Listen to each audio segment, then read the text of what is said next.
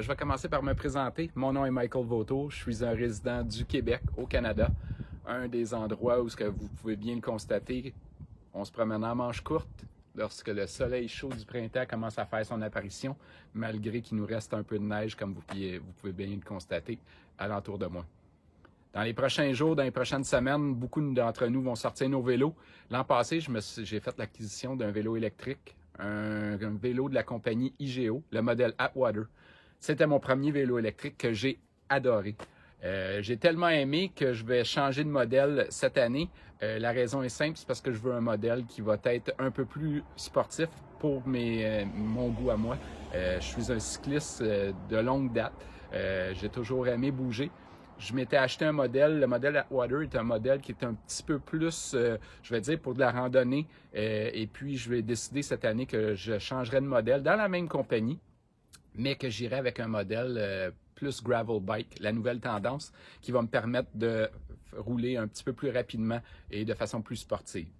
Fait que je vais vous présenter le modèle Atwater et les commentaires que j'ai sur ma première année avec un vélo électrique. J'ai roulé 675 km dans ma première été avec celui-ci. Vraiment bien. On regarde le concept, on peut ajuster le siège rapidement pour le monter, le descendre. Donc, autant une grande personne qu'une plus petite peut le prendre. Le guidon aussi est complètement ajustable. On a simplement à peser ici sur un petit bouton levé et on peut monter ou descendre le guidon.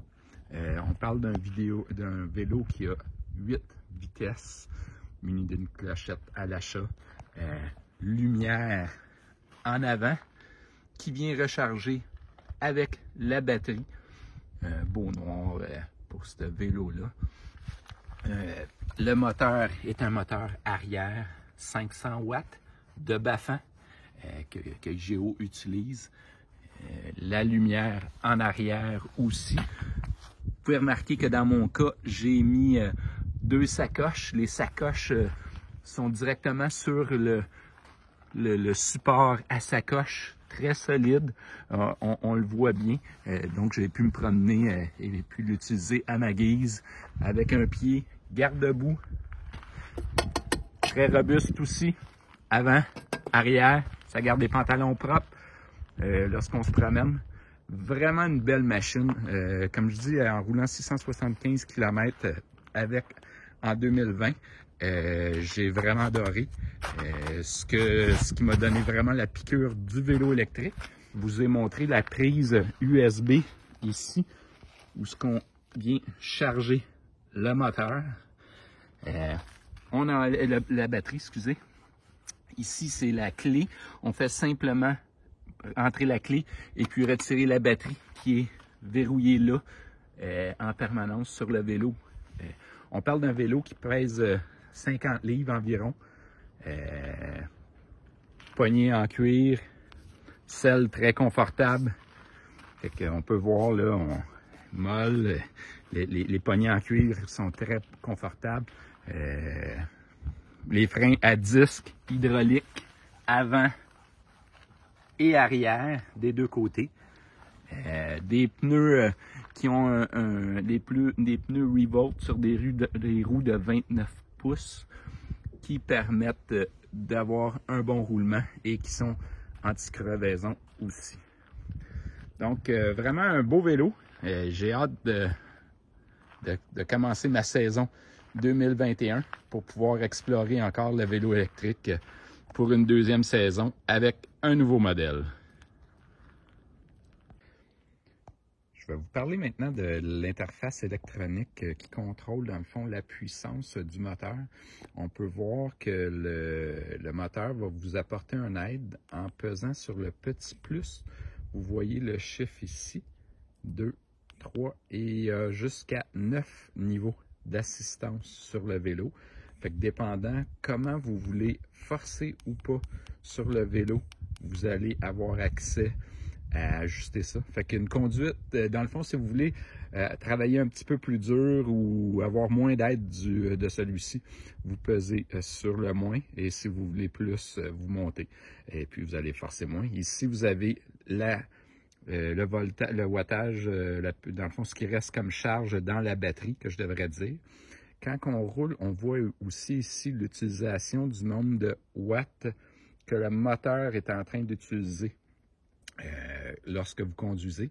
La lumière, si elle est allumée ou pas, vous allez le voir ici.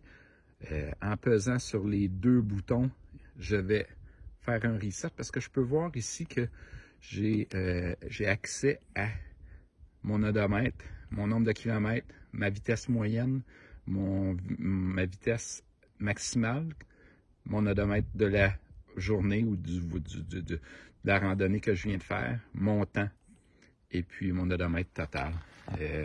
Comme je disais, on voit la lumière qui est allumée présentement en avant et en arrière, ce qui fait que ça rend sécuritaire vos randonnées quand vous êtes sur la route.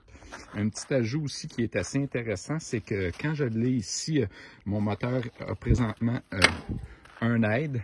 Je peux ici juste peser et puis vous voyez le vélo avance. Ce que ça permet de faire, c'est que lorsqu'on veut faire soit un départ rapide ou juste quand on veut avancer, monter en quelque part, des fois une petite côte avant de partir en vélo, ça nous donne un petit aide lorsqu'on est sur le vélo. Fait que c'est une autre fonctionnalité du vélo IGEO. Je vous ai dit un petit peu plus tôt que j'avais choisi la compagnie IGEO comme marque de vélo électrique. IGEO est une marque canadienne. C'était un point très important pour moi que je voulais encourager une compagnie d'ici, une compagnie qui commence dans le domaine du vélo électrique et puis, si possible, totalement conçue au Québec même.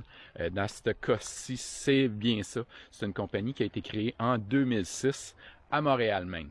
Une compagnie qui offre des vélos tac à moi d'une belle qualité, en tout cas pour ma première expérience, ma première année.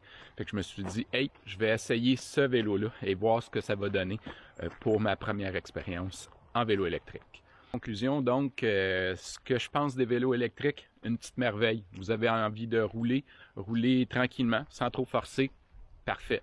Vous avez le goût de vous laisser aller un peu plus et puis de travailler un petit peu plus fort.